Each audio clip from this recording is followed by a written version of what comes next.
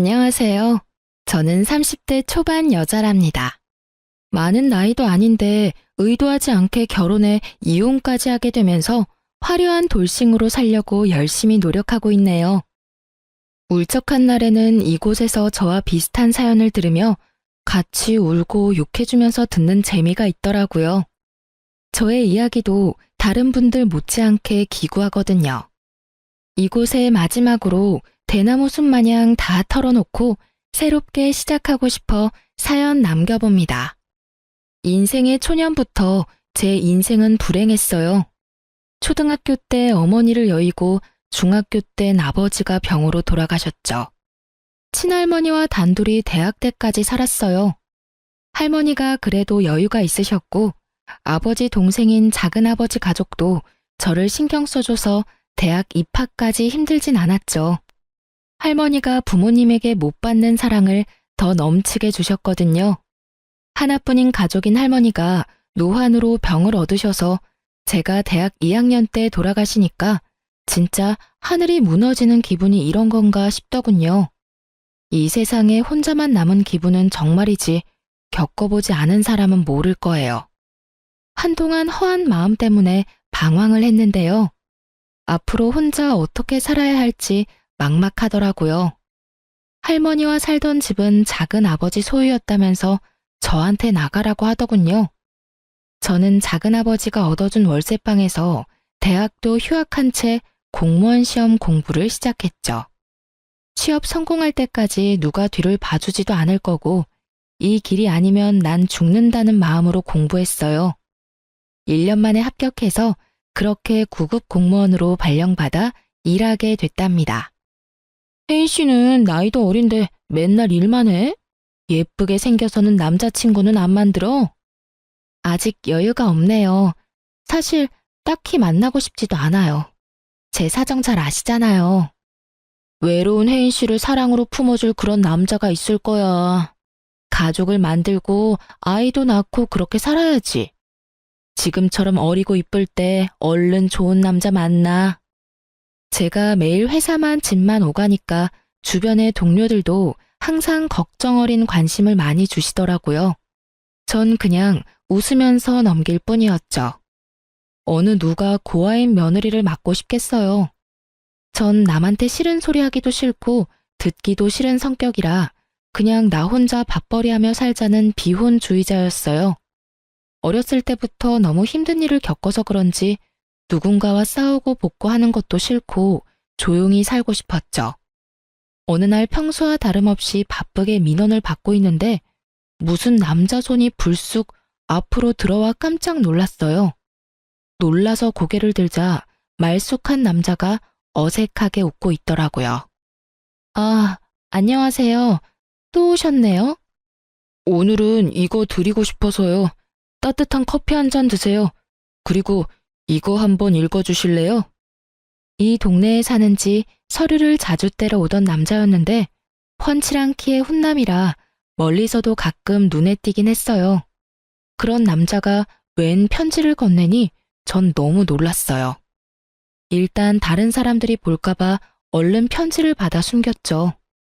저한테 호감이 있어서 일부러 일이 없어도 주민센터에 오기도 했다며 편지엔 전화번호가 적혀 있더라고요.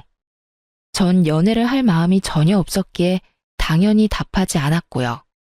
남자는 몇 번을 더 적극적으로 대시를 했고 그렇게 한 번, 두 번 만나다 보니 연인 사이가 되었답니다. 사귀고 나서 얼마 되지 않아 남자친구의 집안이 이 동네의 유지인 걸 알게 됐고 건물이 2채나 있다는 거예요. 내가 같이 일하는 언니한테 들었는데 그게 정말 사실이야? 왜 나한테 말 안 했어?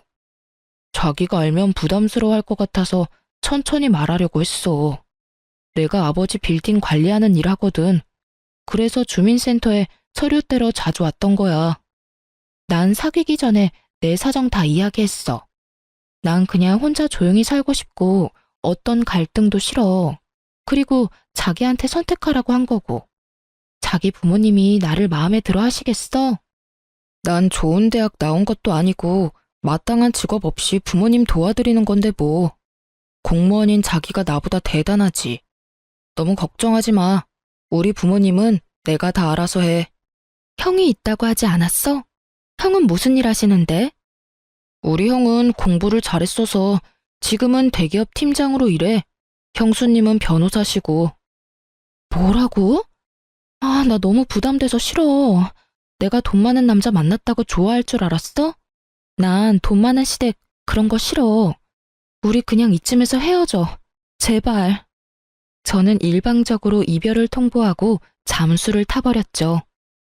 주무관님께 부탁드려서 다른 층에서 일을 하는 걸로 바꿔서 남친은 저를 몇 주 동안이나 찾지 못했어요.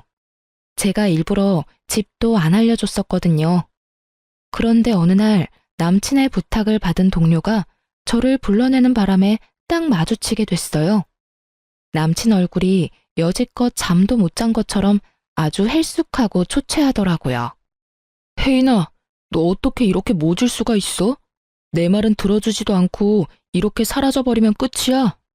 내가 우리 부모님한테 너에 대해서 다 말씀드렸어. 아버지가 너 만나보시고 싶대. 제발 나를 믿고 우리 같이 부딪혀보자. 내가 네 가족이 돼서 평생 행복하게 해줄게. 간곡하고 진실된 간청에 저는 그 사람을 한번 믿어보기로 했어요. 그렇게 남친 집으로 인사를 드리러 갔는데요. 제가 너무 걱정을 많이 한 것에 무색하게 예비 시부모님 모두 친절하게 대해주시더라고요. 내가 네 형편을 다 들었다. 나도 어려운 어린 시절 겪고 자수성가한 사람이다. 저 녀석은 애미가 너무 오냐오냐 키워서 우리 재산 관리하는 거나 하고 제대로 된 직업이 뭐 있겠냐. 너는 혼자 대학도 나오고 공무원도 된 게 아주 뚝심 있고 좋아 보인다. 우리 아들이랑 결혼하는 거 찬성하마. 형편 다 아는데 딱히 뭐 혼수를 말할 것도 없고 그냥 결혼식 다 나한테 맡기고 넌 이 집 들어와서 살아라. 집이 이렇게 넓은데 굳이 집 얻을 필요 있니? 안 그래? 아무리 그래도 시집살이 하라는 건 내키지 않았어요. 저 혼자 하고 싶은 거 하며 자유롭게 살다가 제 조건이 빠진다는 이유로 시집살이가 당연하다는 듯이 말하더라고요. 우선은 그 집에서 나와서 남친한테 말했죠. 내가 모은 돈이 없다고 해서 집으로 들어와서 시집살이 하라는 건 좀 너무하지 않아? 내가 누누이 말했잖아. 난 혼자 사는 게 제일 좋은 사람이라고. 자기는 그동안 혼자 그렇게 외롭게 살았으면서 새 가족이 생겨서 북적북적 살면 더 좋은 거 아니야? 우리 부모님은 자기 사정 다 봐주셔서 그런 말씀 하신 거야. 일단 2년만 살아보자. 그리고 정 힘들면 그때 분가하자. 응? 제가 몇 명 없는 친구들이나 동료들한테 고민을 털어놔봤지만 다들 호강에 겨운 소리라고만 하더군요. 그렇게 부잣집에 시집가면서 포기할 줄도 알아야 된다나요? 남편이 번갯불에 콩 볶아 먹듯이 얼마나 결혼을 밀어붙이던지 한 달도 지나지 않아 시모와 결혼식 준비를 하게 되었죠. 식장이며 드레스며 웨딩 촬영이며 모두 시모와 함께 갔고 시모가 원하는 걸로 골랐어요. 제 의견은 아주 칼같이 잘라버리더라고요. 민준이 형도 이 호텔에서 결혼식 했다. 여기가 손님 부르기에도 좋고 가장 괜찮아. 여기로 해. 여기 식대가 너무 비쌀 것 같은데. 그리고 전 올 하객도 별로 없어요. 너 고아인 거 내가 모르고 결혼시키니? 네 쪽 하객 자리도 다 우리 손님이 채울 거니까 걱정할 필요 없다. 생각하면 할수록 참 첫째 결혼이랑 너무 차이가 나서 손님들 보기 벌써 민망하다. 며느리한테 티 쪼가리 하나 못 받고 결혼을 시키다니 원. 어머니, 저도 성의껏 준비할 수 있어요. 말씀해 주시면 준비해 볼게요. 저도 모아둔 돈 있는데 돈 한 푼 안 들이고 결혼하면 제 마음도 편치가 않아요. 에휴, 됐다. 내가 너한테 뭘 받겠니? 네가 뭘 해준대도 내 맘에 찰 것 같지도 않구나. 그냥 내가 봉사하는 셈치고 다 해주마. 대신 결혼해서 며느리 돌이 잘하는 걸로 갚아. 저는 연예 기사에서나 봤을 법한 호텔에서 결혼식을 했어요. 결혼식에 온 제 지인들의 눈이 휘둥그레해져서 저한테 신데렐라라며 팔자 폈다고 난리가 났더군요. 하지만 전 결혼식 날에 세상 비참했어요. 시모가 만들어 놓은 무대에서 꼭두각시처럼 서 있는 기분이었죠. 시모는 친척들과 지인들 앞에서 어떻게든 제 진짜 존재를 숨기기 바빴거든요. 서글픈 마음이 들었지만 그래도 남편을 생각해서 저도 최선을 다해 웃어가며 식을 마쳤네요. 신혼여행 다녀오자마자 시댁에 들어가 살게 되었고 지독한 시집살이가 시작되었습니다. 아버님은 아침 6시에 식사하시니까 앞으로 네가 아침 준비해라.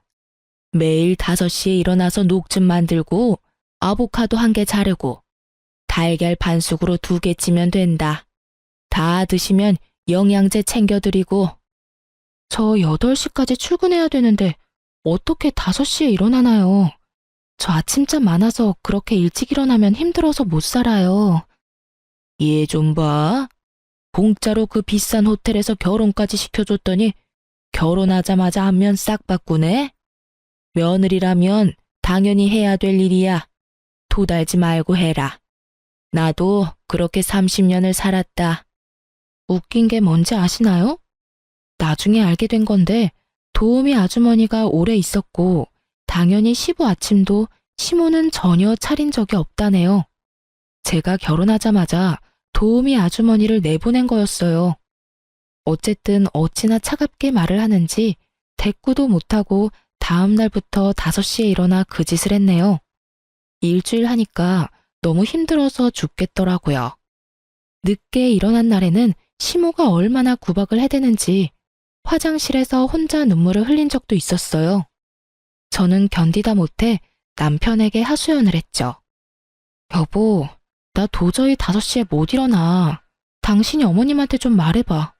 나 힘들어서 죽을 것 같아. 솔직히 아침에 일어나서 국하고 밥하는 것도 아니고 그까짓 녹즙 좀 만드는 것 같고 왜 그래? 다른 재벌집은 더 빡세.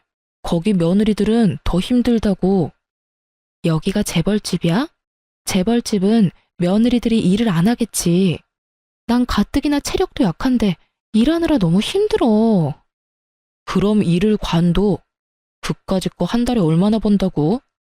우리 부모님한테 잘 보이면 이 재산이 다 우리께 되는데 그까짓 거 뭐 대단하다고 그것도 못해? 그렇게 별거 아니면 당신이 좀 하면 되겠네. 왜 내가 해야 되는데? 그리고 난 절대 일 그만 안 둬. 내가 공무원 시험 합격하려고 얼마나 힘들게 공부했는데 한 달에 내 옷값도 안 되는 돈 벌면서 왜 그렇게 힘들게 살려고 그래? 며느리가 하는 거랑 아들이 하는 거랑 같아? 당연히 며느리가 해야 아버지도 좋아하시는 거지. 재산 물려받는 게 뭐 쉬운 건 줄 알아? 신혼 때까지만 해도 다정했던 남편은 제가 시부모에 대한 불평을 조금만 하면 아주 부르르 떨더라고요. 그것도 그럴 게 옆에서 보니까 시부한테 아주 잡혀 살더라고요. 시키는 거 다 하고 대드는 것도 없이 항상 예스맨이었죠. 혹시나 자기 형한테 뺏길세라 그 잘난 빌딩 물려받으려고 성질 죽여가며 시부 비위를 맞추고 사는 거였어요. 그러니 시부모는 저를 더 우습게 보고 아주 가정부 부리듯이 명령을 하는데 너무 화가 나고 스트레스가 쌓여갔죠. 이번 주말엔 커튼 좀 다 뜯어서 갈아라. 넌 없이 사느라 몰랐겠지만 커튼도 계절마다 가는 거야. 저 일하느라 너무 힘들어서 주말엔 쉬고 싶어요. 제가 커튼 업체 불러서 해결할게요. 저한테 시키진 말아주세요. 얘 말하는 싸가지 좀 봐. 그 업체 부르면 그건 누구 돈인데? 있는 집 시집 왔다고 아주 돈을 물 쓰듯이 쓰네. 그깟 푼돈 벌면서 지금 누구 앞에서 돈 번다고 유세야? 너 그 그지 같은 동사무소 당장 관둬. 집에 들어앉아서 살림이나 똑바로 해. 제가 그냥 참고 넘어가는 날이 많으니 시모는 점점 도가 지나치기 시작하더군요. 어느 날은 시모가 제가 일하는 주민센터에 와서는 제 앞을 알짱거리며 궁시렁대기까지 했죠. 별로 하는 일도 없어 보이는구만. 맨날 뭐가 힘들다고 거짓말을 해대?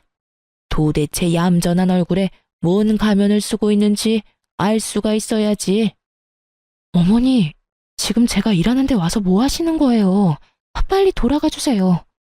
아니, 더우면 에어컨 쐬러 오고 추우면 히터 쐬러 올 수 있는 곳이 동사무소 아니야? 네가 뭔데 나한테 가라 말하니?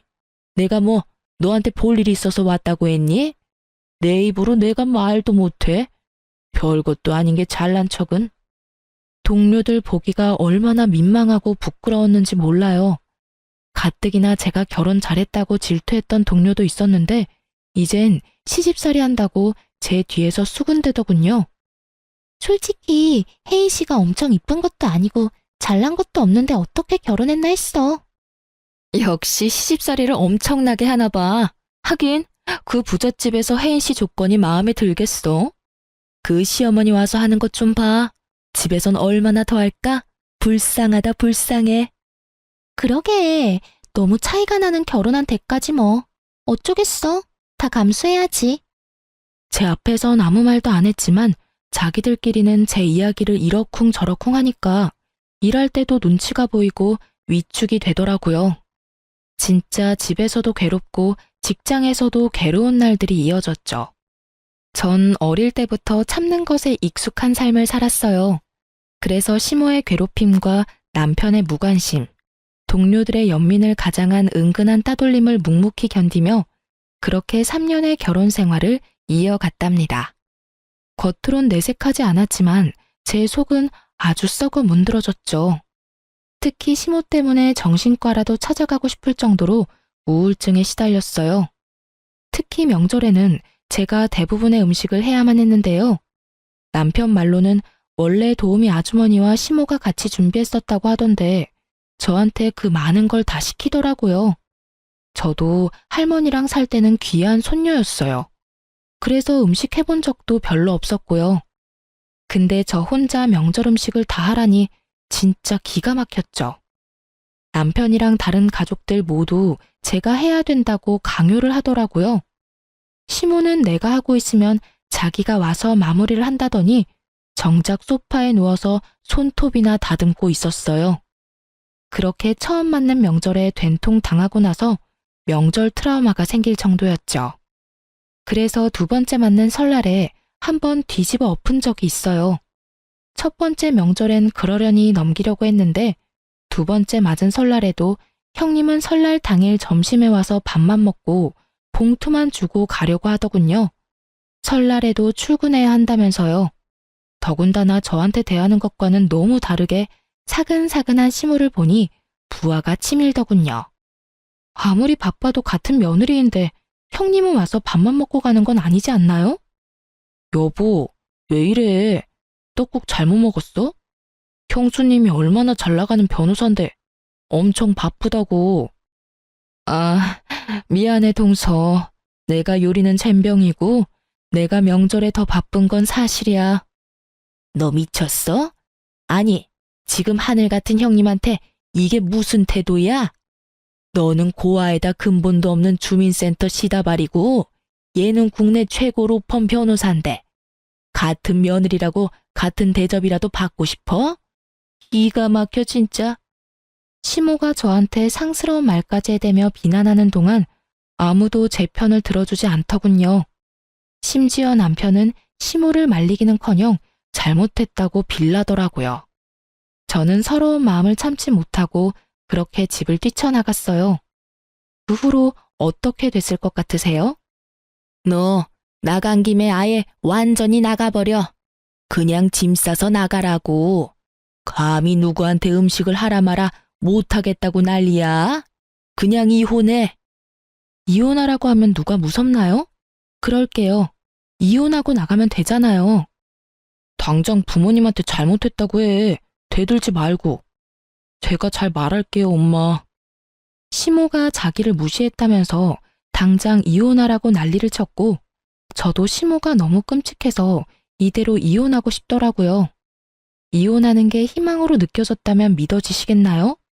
근데 시부가 딱 한마디로 상황을 종결시켜버렸죠. 내 눈에 흙이 들어갈 때까지 이혼은 없다. 남들 부끄럽게 무슨 이혼이야? 당신도 또 한 번 그런 소리 꺼내면 당신부터 이혼이야. 알았어? 시모는 이혼 당하는 게 무서웠는지 그 후로 이혼 소리는 못 하더라고요. 그 대신 저를 더 교묘하게 괴롭혀만 갔어요. 저는 세 번째 맞는 추석이 다가오자 가슴에 돌덩이를 얹은 것 같고 잠잘 때도 눈물이 줄줄 흐를 정도였죠. 아무리 빠져나오려고 해도 깊은 늪에 빠진 것처럼 무기력하고 제 자신이 한심해만 보였어요. 바보같이 왜 당하고만 있냐고 하실 분도 있을 거예요. 근데 제 편을 들어줄 가족 한 명 없는 처지에 저를 나쁜 며느리 이상한 애로 몰고 가는 시댁에서 살아보세요. 나중엔 진짜 제 자신이 이상한가 보다 이런 생각까지 하게 되더라고요. 그러던 중에 저에게 편지 한 통이 왔는데요. 영 내용을 알 수가 없어 변호사인 형님에게 좀 물어보기로 마음을 먹었어요. 그래서 변호사 사무실로 찾아가 봤죠. 형님은 그래도 친절하게 저를 맞아주더군요. 그동안 명절 때 아니면 만난 적도 없고 대화도 별로 해본 적이 없어서 저를 무시한다고 생각을 했었거든요. 형님에게 편지에 대해 조언을 들은 뒤에 나가기 전에 용기 내어 한마디 했죠. 형님, 바쁜 건 알겠는데 그래도 명절엔 와서 좀 도와주셔야 되지 않아요? 저 혼자 그 많은 음식 해야 되는데. 나도 참 난감하네. 지금까진 도우미 아주머니 여러 명이 음식 준비해서 난 그런 부담이 전혀 없었는데. 나도 동서 혼자 땀 뻘뻘 흘리며 하는 거 보면 당연히 마음 편치가 않아. 어머니가 왜 갑자기 그러시는지. 제가 마음에 안 들어서 그러는 거죠. 저 골탕 먹이려고요. 제가 언제까지 버틸 수 있으려나 싶네요. 형님의 두루뭉실한 대답을 듣자 역시나 내 편은 아니라는 생각이 들더군요. 그렇게 지옥 같은 추석 전날이 찾아왔어요. 근데 아침에 초인종이 울려 나가보니 형님이 카트에 뭘 가득 싣고 왔더라고요. 아니 네가 이 아침부터 웬일이니? 이번 명절엔 뭐 휴가라도 낸 거니? 나야 우리 큰며느리 얼굴 보니 반갑고 좋네.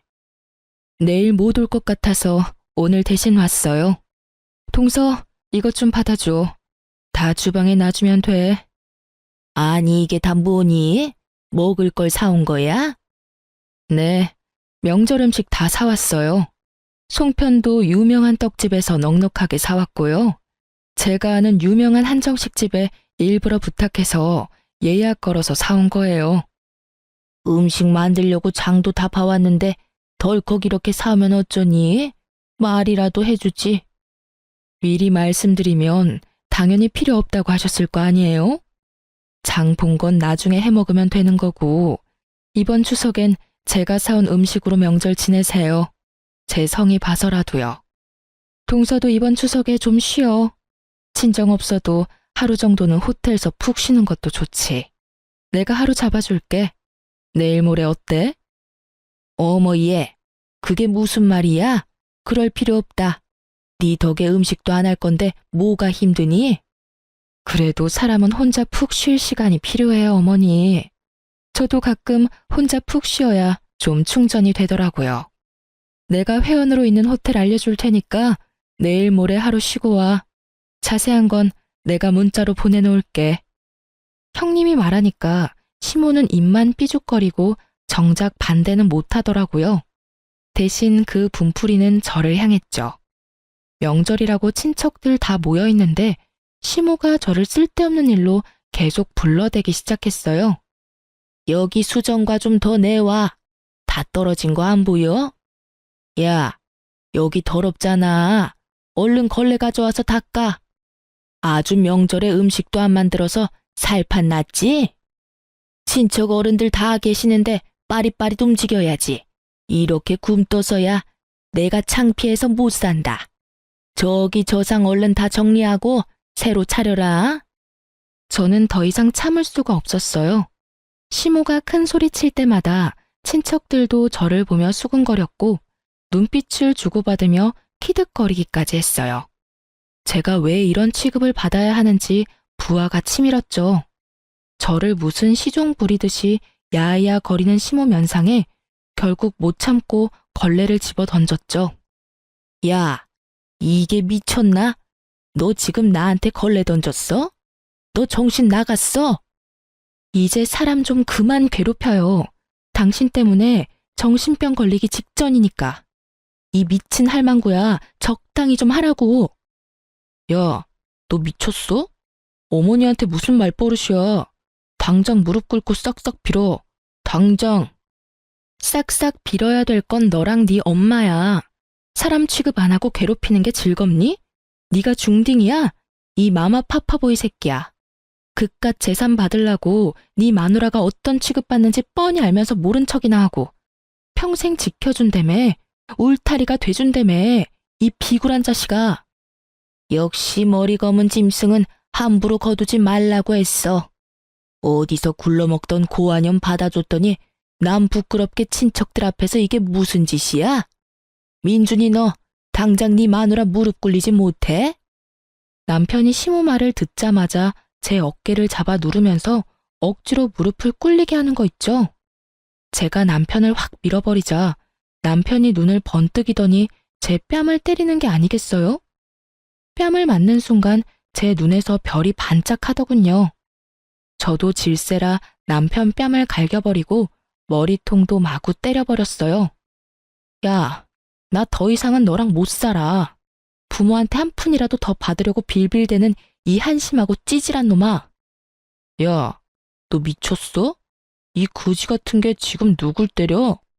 이쁘다 이쁘다 해주니까 간이 배 밖으로 나왔냐? 그래서 내가 집안 보고 결혼해야 된다고 했지? 보고 배운 게 없으니 이렇게 상스럽게 굴지. 너 당장 얘랑 갈라서라.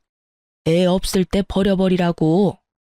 사람들 앞에서 며느리한테 야야거리는 게 더 저지르고 상스러운 거야, 이 아줌마야. 갈라서라고? 웃기고 있네. 내가 네 그지 같은 아들 버리는 거야. 알았어? 저는 그 길로 그 지옥 같은 집구석을 나왔어요. 사실 그 전에 제 명의로 아파트를 미리 구해놨었죠. 혼자만의 공간에 있으니 그제야 숨통이 트이고 진짜 살 것 같더군요. 저는 미리 상담했던 변호사와 바로 소송을 시작했어요. 소장을 받은 남편이 전화를 했더군요. 어쨌든 정리는 해야 했기에 카페에서 만났죠. 남편이 저를 보며 한심하다는 듯이 혀를 차는 게 기가 막혔어요. 지 부모 없으면 백수 주제에 뭐가 잘났다고 저러는지 말이죠. 이혼 소송은 아무나 하는 줄 알아?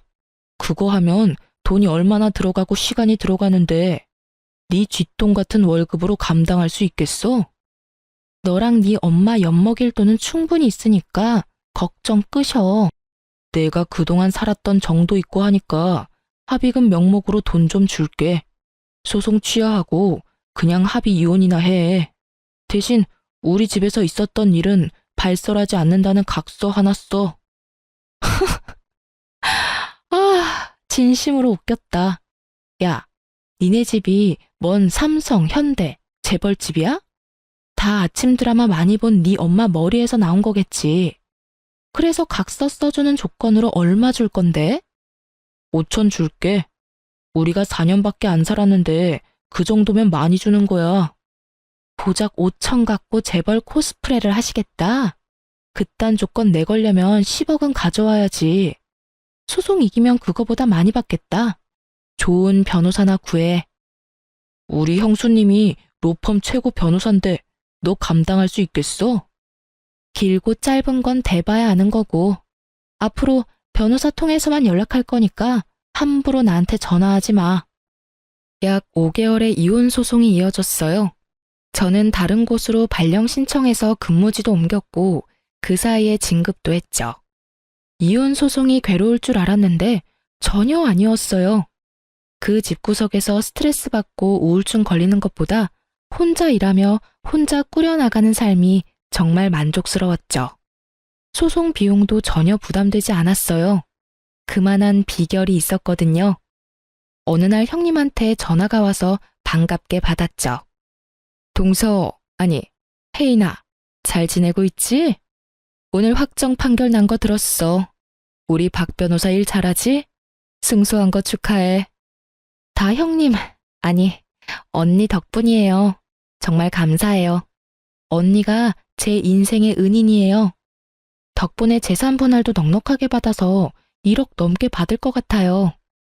그 집구석 지금 그 돈 마련하느라 쩔쩔 맬 거야. 아마 그 돈 없을 거거든. 나도 한 달 전에 이미 이혼 소송 들어갔어.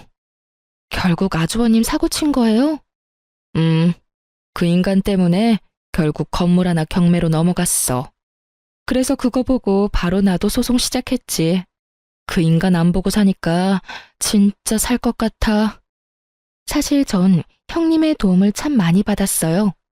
결혼하고 3년까지만 해도 형님과 제대로 대화도 못 해봤는데요. 제가 형님의 사무실로 찾아간 날부터 우리의 인연이 제대로 시작되었답니다. 제게 날라온 편지가 다름 아닌 소장이었고 용어가 너무 어려워 어렵사리 형님에게 물어봤답니다. 차가워 보였던 형님은 생각보다 다정하고 바른 사람이었어요. 돌아가신 할아버지 앞으로 토지가 있으시네. 근데 상속자를 동서로 해놓으셨는데 작은아버지가 동서한테 일부러 숨기셨나 봐. 이 합의서로 동의하거나 그냥 무시하면 작은아버지한테 넘어간다는 내용이야. 토지 받고 싶으면 소송을 해야 할 것 같아. 어떻게 할래? 어쩐지 작은아버지가 할머니 돌아가시니 저랑 인연을 딱 끊어버리더라고요. 평소 같았다면 그냥 당하고만 살았겠죠. 형님이 저 좀 도와주세요. 소송 어떻게 하면 될까요? 그렇게 소송이 진행됐고 제가 승소해서 자그마치 10억 상당의 토지를 상속받을 수 있었어요. 작은아버지가 저한테 찾아와 협박도 하고 회유도 하면서 소송을 막으려고 별짓을 다 하더군요. 시집도 모자라 제 가족하고도 싸워야 한다니 진짜 너무 힘든 시기였어요. 하지만 형님이 작은아버지를 직접 만나 다신 저한테 연락 못하도록 해결해줬고 제가 무너지지 않도록 많은 도움을 줬답니다. 재테크에 밝은 형님 덕분에 절반은 팔아서 제 명의의 아파트를 샀고 절반은 묻어두었죠. 처음으로 제 집을 마련한 날, 형님을 초대해서 둘이 와인 한잔하며 속 깊은 얘기를 나눴어요. 동서, 이젠 그만 당하고 살고 도련님이랑 이혼해. 이제 집도 있겠다, 돈도 있겠다, 연금 나오는 직장 있겠다. 그런 팔푼이랑 살면서 왜 어머니한테 당하고만 살아? 저도 진짜 지긋지긋해요. 정말 이혼하고 싶어요. 근데 어릴 때부터 혼자 살아서 또 혼자가 된다는 게 두려운가 봐요. 제가 바보죠 뭐. 나도 이제 이혼할 거야.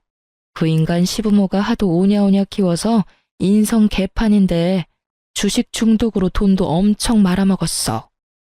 내가 진짜 남 부끄러워서 말도 못하고 냉가슴 앓으면서 살았는데 이번에 집 담보 잡으려던 거 미리 알게 돼서 나도 간신히 막았어. 허우대만 멀쩡하면 뭐해? 속은 완전히 썩은 인간이야. 형님은 워낙 똑부러져서 겉으로 보기엔 진짜 완벽한 사람 같았는데 혼자 소갈이 하느라 힘드셨겠어요. 아니야. 완벽하긴.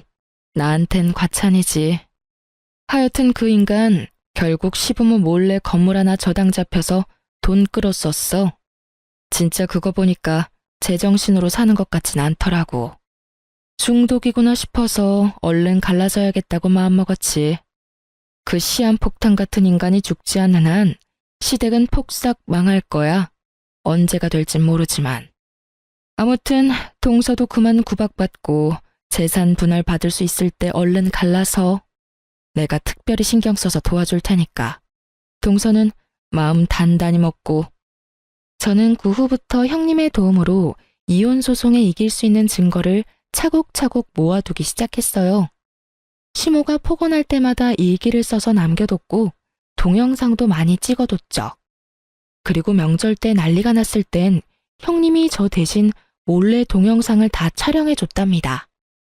형님과 친분이 있는 변호사와 그렇게 소송을 진행했고 당연히 제가 승소하게 된 거죠. 형님 역시 몇 달 후 당연히 승소했고 거액의 위자료와 재산 분할을 받아냈다고 하더라고요.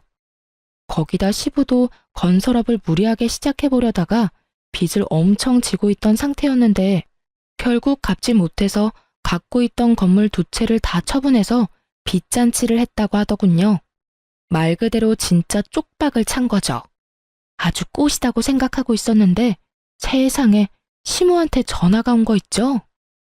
네가 일하는 데 찾아가 보니까 다른 데서 일한다고 하더라. 오랜만에 얼굴 보고 싶었는데 얼마나 아쉬웠는지 몰라.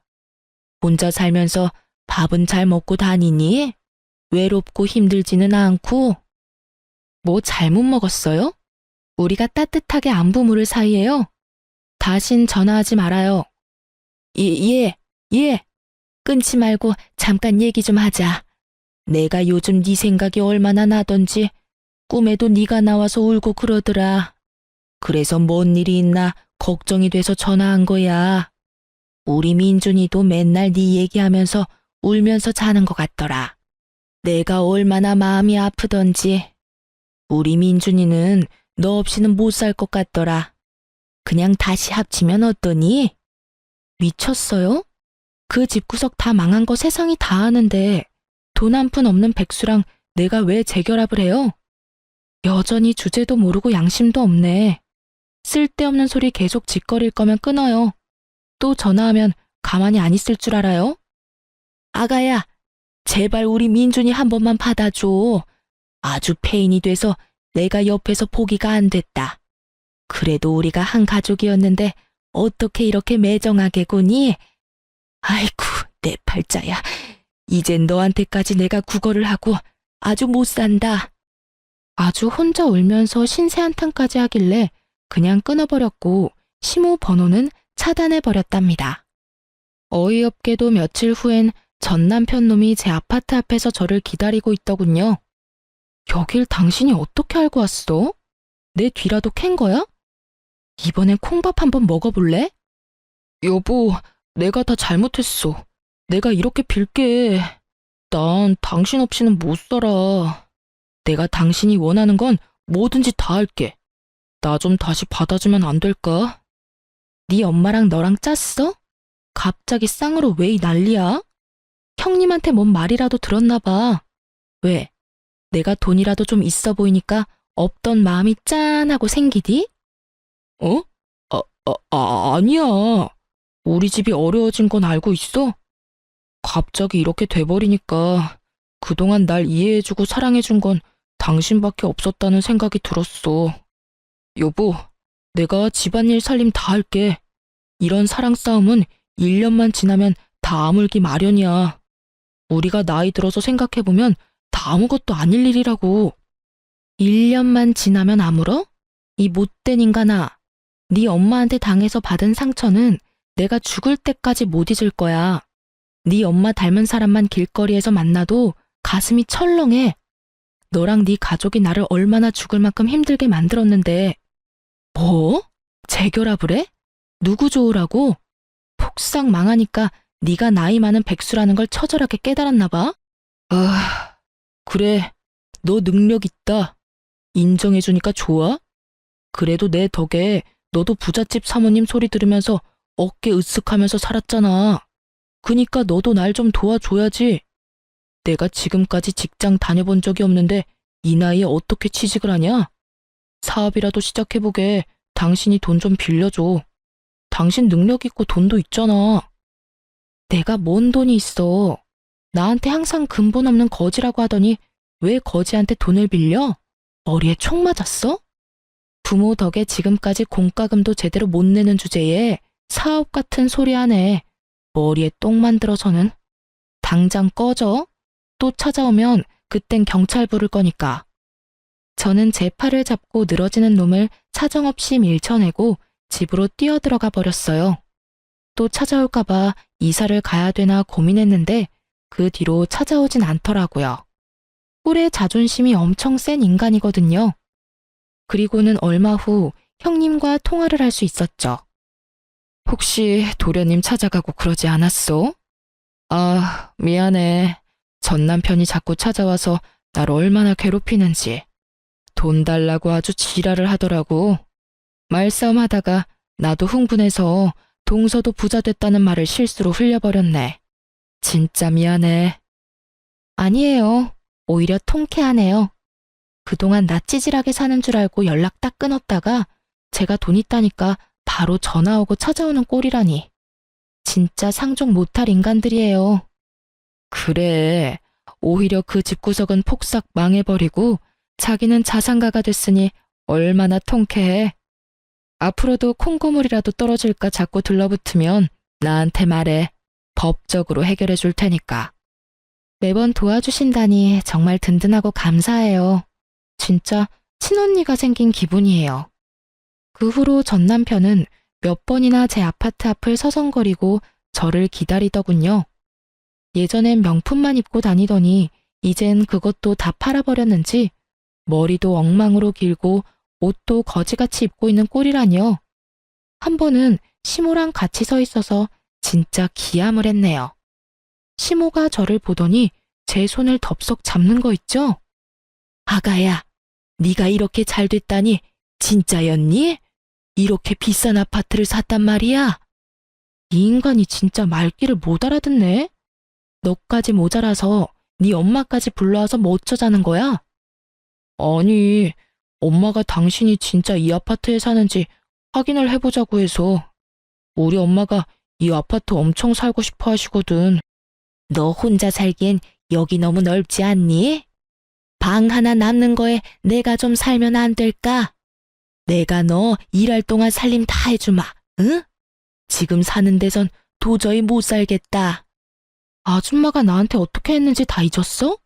어떻게 그딴 부탁을 해? 당장 꺼져. 이 소름 끼치는 아줌마야. 그 잘 살던 내가 이런 취급을 받다니. 아이고, 말년에 그지 같은 빌라에 살 줄 누가 알았을까? 아이고, 내 팔자야. 아이고. 시모는 제 다리를 잡고 늘어지며 눈물까지 펑펑 쏟아내며 신세한탄을 하더라고요. 결국 경찰을 불렀고 두 인간이 볼품없이 질질 끌려서 쫓겨났죠. 그 후론 겁먹었는지 안 찾아오더라고요. 형님이 종종 그 집안 소식들을 전해주었는데요. 시부는 재산 다 잃은 충격으로 결국 뇌출혈로 쓰러졌고 그나마 남은 재산도 급하게 병원비로 다 빠져나가고 지금은 병원비를 못 내니 시모가 좁은 집에서 시부 병수발하면서 산다고 하고요. 두 아들은 당연히 능력도 없고 그렇다고 배달 아르바이트 같은 건 쪽팔려서 못한다면서 늙은 백수들로 지내고 있다고 해요. 방 2개인 곰팡이 피는 코딱지만한 빌라 월세에서 산다니 시모가 제 아파트를 탐낸 것도 당연한 거죠. 제가 이혼 안 했다면 그 집구석에서 같이 살았거나 아님 제 돈을 다 쳐박아야 했겠죠? 생각만 해도 진짜 아찔하네요. 저는 그 후로도 형님과 종종 만나서 식사도 하고 서로 생일도 챙겨주면서 친한 언니 동생 사이로 잘 지내고 있어요. 형님도 거지가 된 전 남편이 계속 사무실로 찾아오고 협박도 했다가 잘못했다고 울다가 돈 빌려달라고 하다가 별쇼를 다 해서 진저리가 났다네요. 결국 접근금지 신청하고 이젠 혼자 다른 지역에서 변호사 사무실 개업해서 멋진 대표님이 되셨답니다. 볼 때마다 진짜 멋진 사람이라는 생각을 해요. 시궁창 같았던 결혼 생활에서 남은 유일한 선물이 바로 전 형님이자 지금의 친한 언니네요. 이제 이혼한 지도 꽤 지났네요. 저는 여전히 성실히 일하면서 잘 지내고 있어요. 가끔 친구를 만나기도 하지만 워낙 혼자 지내는 걸 좋아해서 외롭지가 않네요. 정말 결혼해서 해방된 것만으로 저의 인생은 확 달라졌답니다. 제 은인인 형님 덕에 요즘은 재테크 공부도 열심히 하고 있거든요. 재산이 불어나는 걸 보니까 안 먹어도 배부르다는 게 이런 건가 싶어요. 어릴 때부터 내 인생은 왜 그럴까 박복하다고 불평만 해왔는데요. 이번 이혼으로 제 인생은 제가 만들어가기 나름이란 걸 확실하게 깨달았답니다. 제 사연을 듣고 계신 분들 중에서도 지금 힘드신 상황이라면 곧 좋은 일이 생길 테니까 조금만 힘내시길 바래요. 들어주셔서 감사하고 모두 행복하세요.